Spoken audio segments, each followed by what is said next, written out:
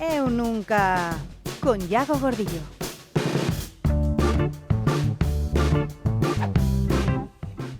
Pois hoxe resulta que, seguindo os pasos de Vigo, a Coruña estaría estudando a implantación dun ferry con Inglaterra e Irlanda, con fins turísticos, comerciais... É o que se lle chama unha autoestrada do mar.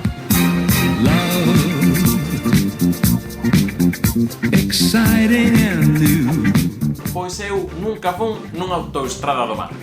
Que iso das autoestradas do mar como vai? Quero dicir, se é unha autoestrada habería áreas de servizo? Eu que sei, para parar, estirar as pernas, bueno, botar unhas brazadas, para tomar un pouco de auga, salgada. Nunha autoestrada do mar habería peaxes? Se as houbera, de seguro que sería máis doado esquivalas, sobre todo indo en submarino aí mergullado.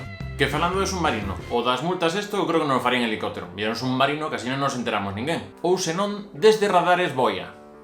E, en vez de ter risco de que se cruza algún xabarín pola autoestrada, neste caso podría ser un congrio, un león de mar, un cabalo de mar, un ollo mol de mar... Agas os golfiños, que os golfiños son moi intelixentes, e xa saberían que non hai que cruzar pola autoestrada, non vai ser que te choques contra Feijóo. E ao saír da autoestrada habería rotondas. Imagino que sería un remuíño, xa se sabe, remuíño, a rotonda do mar. Do único que estou seguro desta autoestrada do mar é que polo menos aí non vai haber dobre fila. Suscríbanse!